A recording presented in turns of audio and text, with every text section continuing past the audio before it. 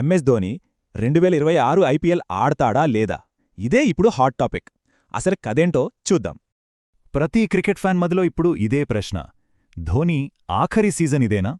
ఆశ్చర్యంగా 44 ఏళ్ల వయసులో కూడా ధోని నెక్స్ట్ సీజన్ కోసం చాలా సీరియస్గా రెడీ అవుతున్నాడు. వయసు కేవలం ఒక నెంబరే అని ప్రూవ్ చేస్తున్నాడు. ఫిట్నెస్ చూస్తే అస్సలు నమ్మలేం. నెట్స్లో అయితే ప్రాక్టీస్ మామూలుగా లేదు, మొత్తం పవర్ హిట్టింగే. అయితే ఇంత సీరియస్ ప్రాక్టీస్ మధ్యలో ఒక ఫన్నీ ఇన్సిడెంట్ జరిగింది. అదేంటంటే, అసలు ఎవరూ ఊహించని విధంగా ధోని సడన్గా ప్రాక్టీస్లో డాన్స్ చేసేశాడు. అతని ఎనర్జీ చూసి ఫ్యాన్స్ ఫిదా అయ్యారు.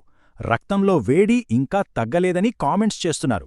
మరి ఇంత జోష్తో ఉన్న ధోని ఈసారి సీఎస్కేలో ఎలాంటి పాత్ర పోషించబోతున్నాడు? లాస్ట్ ఇయర్లా కెప్టెన్గా కాకుండా ఈసారి కేవలం ఒక ప్లేయర్గా మాత్రమే బరిలోకి దిగుతున్నాడు. సో తన ఫేవరెట్ ఫినిషర్ రోల్లోనే కనిపిస్తాడన్నమాట.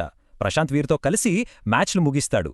అయితే కొన్ని స్ట్రాంగ్ రిపోర్ట్స్, టీం చర్యలు మాత్రం వేరే కథ చెప్తున్నాయి. 2026 అతనికి చివరి సీజన్ అని గట్టిగా వార్తలొస్తున్నాయి.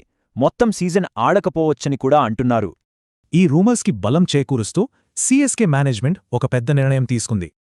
స్టార్ వికెట్ కీపర్ సంజు శాంసన్ను రికార్డు ధరకు కొనుగోలు చేసింది.